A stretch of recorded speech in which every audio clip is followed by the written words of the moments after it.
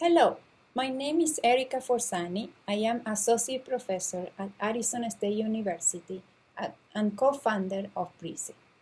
Today, I'm going to introduce the concept of mobile indirect calorimetry. What is indirect calorimetry? Indirect calorimetry is a method that allows measuring the kilocalories per day that our human body produces through the measurement of the gas exchange of oxygen and carbon dioxide.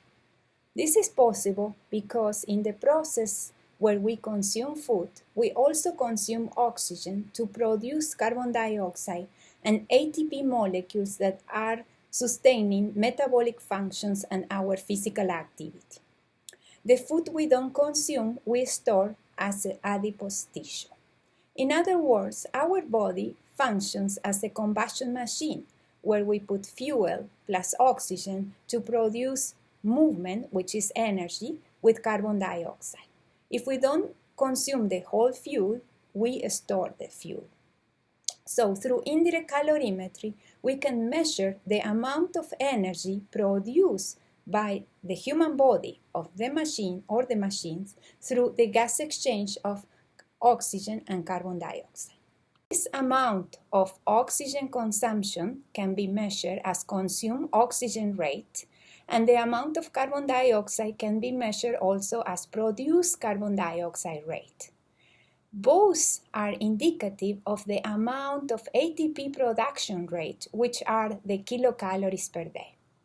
In other words, if we measure these two variables of oxygen and carbon dioxide, we get a direct indication of the kilocalories that we spend. This is exactly the indirect calorimetry method and the basis for the Weir equation that has been used for over 70 years, together with indirect calorimetry concept that has been applied for over 100 years and demonstrated to have very solid science. In this presentation, we refer the energy expenditure specifically for the resting energy expenditure, which is the energy we assess as resting.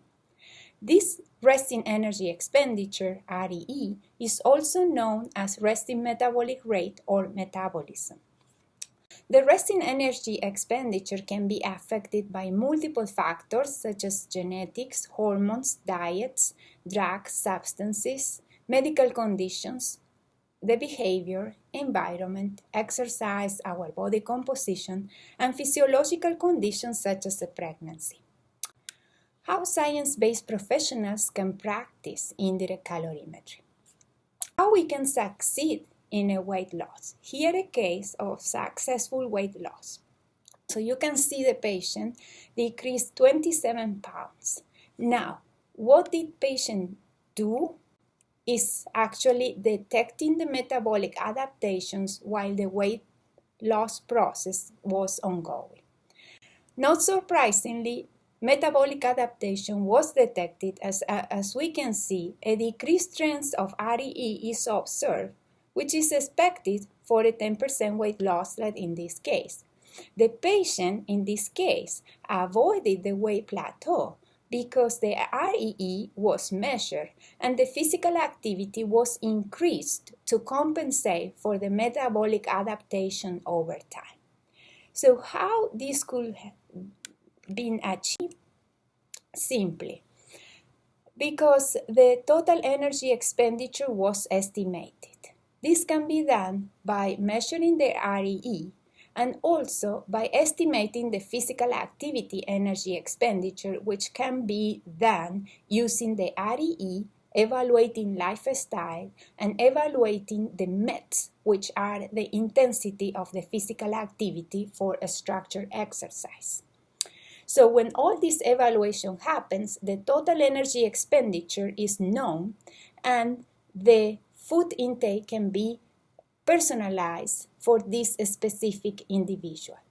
As a key, it's important to remark here that the REE measurement is dictating this total energy expenditure not just because it determines the resting energy expenditure, but also determines the physical activity energy expenditure, which can be estimated based on REE.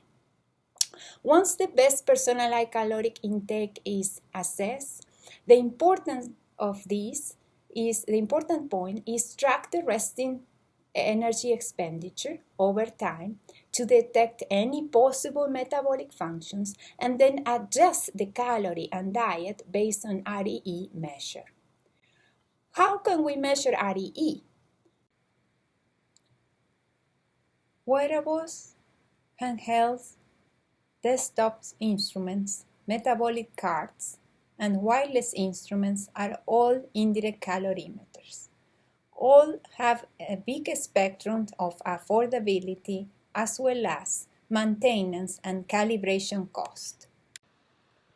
Here we present a comparison table for the different choices. We can observe that there is only a group of them that performs assessment of oxygen and carbon dioxide. This allows the devices to provide an accurate measure for resting energy expenditure as well as respiratory quotient, as is shown in the last row. In another group, we have devices that can perform self-calibration without the use of gas cylinders. The table shows that breathing device is the only device that allows for additional features. In addition to accurate assessment of resting energy expenditure, respiratory quotient, and self-calibration, the device provides a personalized health management app for free with unlimited number of accounts. The system also can be used in remote assessment and has a mask that is particularly designed to have back-to-back patient assessment without the risk of cross-contamination. Here we present the breathing validation study that shows that the device compares with Douglas-Back method. Basically, from left to right, we showed 100% accuracy for oxygen consumption rate, carbon dioxide production rate, and resting energy expenditure assessment. The results have been published in a peer-reviewed journal. The system has been also validated against great metabolic carts that are used as reference instruments, and publication is available for that. And in addition, the system has proven feasibility and effectiveness in clinical studies, showing a better adherence to healthy behaviors, a better weight and BMI reduction index, as well as more improvements into health risks such as glycated hemoglobin decrease observed among the participants. Other studies have demonstrated the possibility of using this instrument in remote assessments, and there are publications for that too. In conclusion, the breathing device offers a science-based approach through the indirect calorimetry measurement with accurate results and limited free reports in a mobile app, an effortless process for the measurements that is guided through the app, a price that is relatively low, a mechanism for allowing detections of metabolic adaptations, and a recurrent revenue scheme. Here an example for a case with 10 patients per week.